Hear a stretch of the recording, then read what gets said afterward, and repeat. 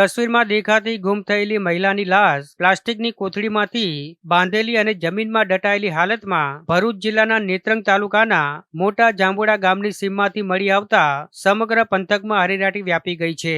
તારીખ 28/2/2026 ના રોજ બપોરના સમયે મૃતક મહિલા હસુમતીબેન ખેતરમાં ઘાસ કાપવા માટે ગયા હતા, પરંતુ મોડી સાંજ સુધી પરત ફર્યા ન હતા। પરિવારજનો દ્વારા શોધખોળ કરવા છતાં તેમનો કોઈ પતો લાગ્યો ન હતો।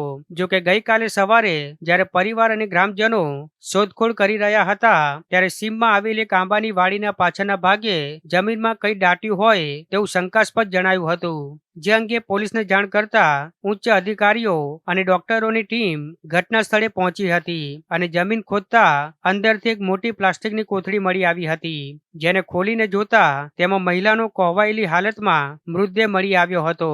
જે બાદ મૃતકના પતિ અને પુત્રોએ લાશ પરના કપડા પરથી તે હસુમતીબેન હોવાની ઓળખ કરી હતી। ફરિયાદમાં જણાવ્યા અનુસાર કોઈ અજાણ્યા ઈસમે કોઈ અગમ્ય કારણોસર હસુમતીબેનનું ગળું ટૂંપો દઈ હત્યા કરી છે અને પુરાવાનો નાશ કરવાના હેતુથી લાશને પ્લાસ્ટિકની કોથળીમાં બાંધી જમીનમાં દાટી દીધી હતી। ત્યારે નેત્રંગ પોલીસે આ મામલે હત્યા અને પુરાવાનો નાશ કરવા અંગેનો ગુનો નોંધી વધુ તપાસ હાથ ધરી મૃતદેહને પોસ્ટમોર્ટમ માટે નેત્રંગ સરકારી દવાખાને ખસેડ્યો છે।